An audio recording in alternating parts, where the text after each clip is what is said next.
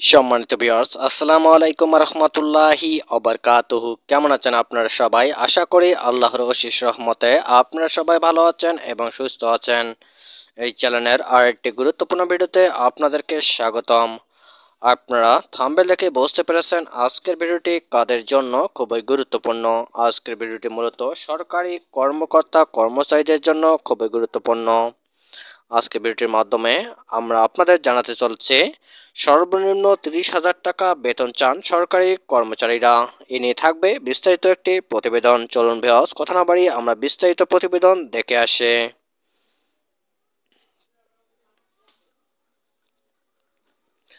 ন্যূনতম 30,000 টাকা বেতন ও অভিন্ন নিয়োগ বিধি প্রণয়ন করে আউটসোর্সিং নিয়োগ প্রথা বাতিলের দাবি জানিয়েছে সরকারি কর্মচারীরা।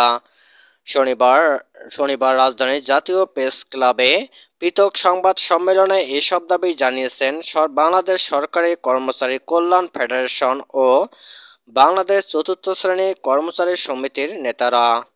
সংবাদ সম্মেলনে সরকারি কর্মচারী কল্যাণ সমিতির সভাপতি মোহাম্মদ আখতার হোসেন 6 দফা দাবি জানিয়ে বলেন, নবম জাতীয় পে স্কেল ঘোষণা, প্রজাতন্ত্রের কর্মচারীদের বেতন ভাতা বৃদ্ধির লক্ষ্যে 2024-2025 অর্থ বছরে জাতীয় বাজেটে অর্থের সংস্থান রাখা, সর্বনিম্ন বেতন ভাতা 30,000 টাকা, গ্যাস বিদ্যুৎ পানির বিল ভাতা প্রদান, বিনা সুদে গৃহ নির্মাণ ঋণ, টাইম স্কেল সিলেকশন গ্রেড পুনর্বহাল, আউটসোর্সিং প্রথা বাতিল, সচিবালয়ের মতো এক ও অভিন্ন নিয়োগ বিধি প্রণয়ন সহ চলমান বৈষম্য ও অসঙ্গতি দূরীকরণে জাতির পিতা বঙ্গবন্ধুর সুযোগ্য কন্যা প্রধানমন্ত্রী শেখ হাসিনার সঙ্গে সরাসরি সাক্ষাৎ সহ 6 দফা দাবি মেনে নেওয়ার আহ্বান জানাচ্ছে। সংবাদ সম্মেলনে স্বাগত বক্তব্য দেন ঢাকা মহানগর নির্বাহী পরিষদের সাধারণ সম্পাদক শরীফ আবুল বাশার। লিখিত বক্তব্য পাঠ করেন কেন্দ্রীয় নির্বাহী পরিষদের সাধারণ সম্পাদক মোহাম্মদ খলিলুর রহমান ভূঁইয়া।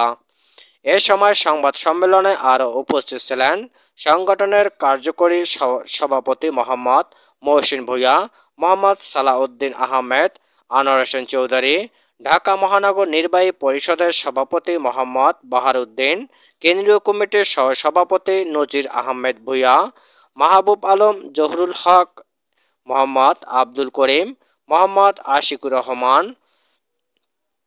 এদিকে বাংলাদেশ চতুর্থ শ্রেণীর সরকারি কর্মচারী সমিতির নবম পে স্কেল ও আউটসোর্সিং প্রথা বাতিলের 10 দফা দাবি জানিয়েছেন।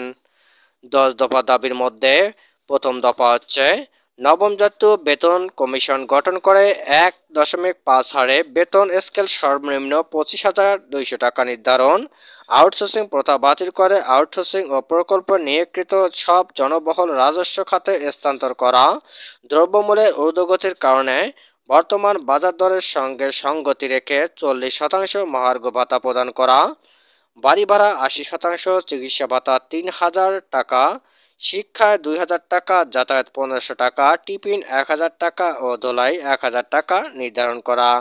পুলিশের মতো রেশন প্রদান করতে হবে এবং নার্সদের মতো পোশাকের টাকা বেতনের সঙ্গে প্রদান করতে হবে। সচিবালয়ের মতো পদোন্নতি পরিবর্তন ও শিক্ষাগত যোগ্যতা সম্পন্ন সব কর্মচারীদের 50% পদোন্নতি করা।